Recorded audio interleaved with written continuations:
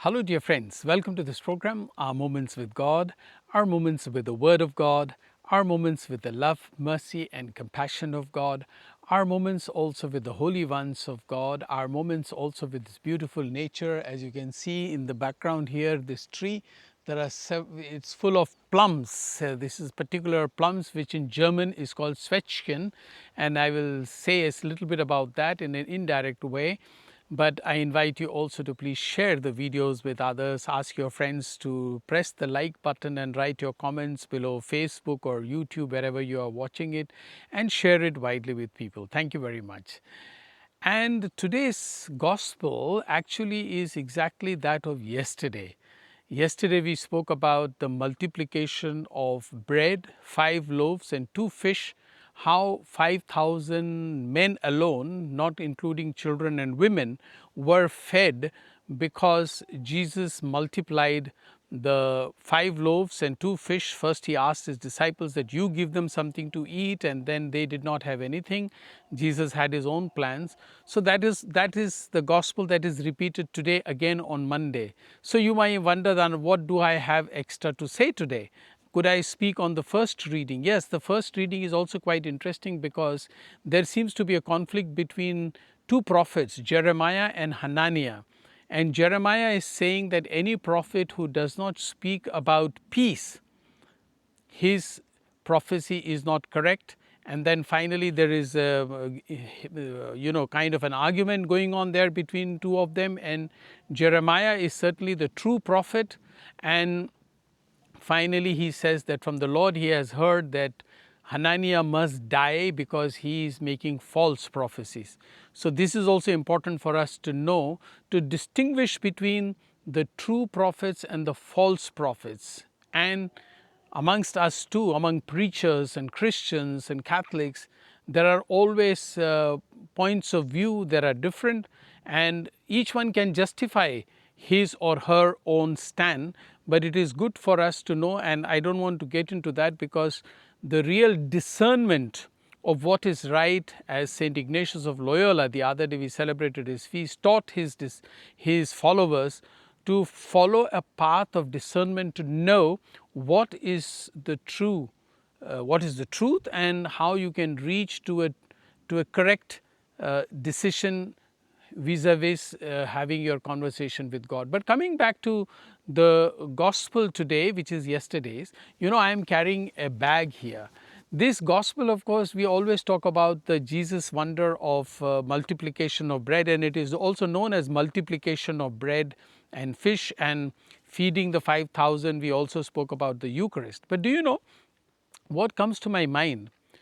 Nobody speaks about this boy or this person who was carrying in his bag 2 fish and 5 loaves of bread, like I am carrying some packets in my bag here. As you can see, this bag, which is a very nice bag with all different religions signs, as if to say that all religion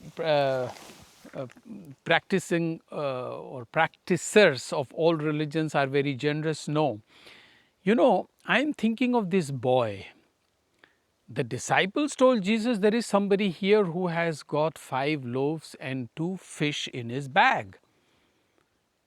But how did the disciples presume, or Jesus presume, that this guy would be ready to share what he has in his bag?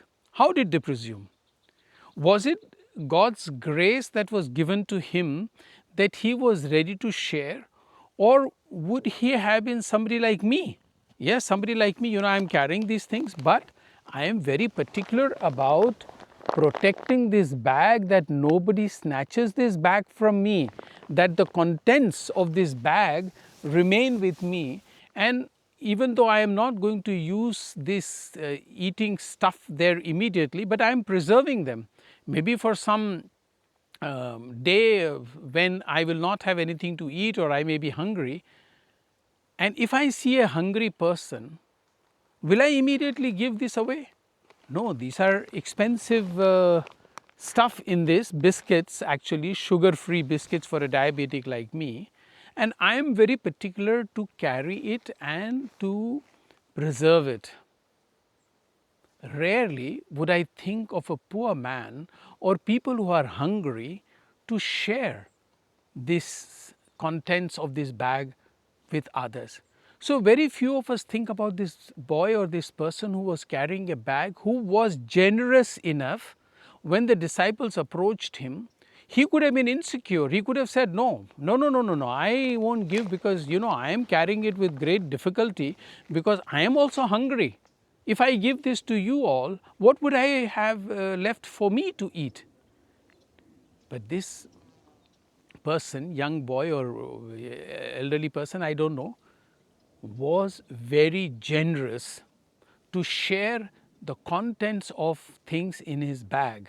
He was probably not carrying a bag carrying the symbols of all religions. It was at the time of, he probably was a Jew who was carrying this, and he shared his things very generously so that everybody could be fed. Jesus could use that, his generosity, with the blessing of God and with his own power of multiplication. Like this tree particularly, this is looking beautiful. I don't know whether you can see that this green tree has blue plums on it, but any other tree for that matter, whether it is apple tree, there is an apple tree behind this. And do these trees preserve the fruit to themselves or for themselves? No. These fruits are for you and for me, for people. This is how nature actually is generous with us. The fruits of the trees, the fruits of the field, the waters in the river, the air that all of us need, God has been so generous to all of us. Look at this. It is full. This tree is full, but none of that fruit will be eaten by itself. It is not selfish. How often human beings are so insecure because we do not trust enough in God, and therefore we are selfish. I am sure you got the message that even on this day of when the gospel is repeated, you can think of the person who dared to share the bread with him, and if you are ready to share also your resources and things that you have with the poor and the needy. And if you like, you may please subscribe to this channel. Thank you.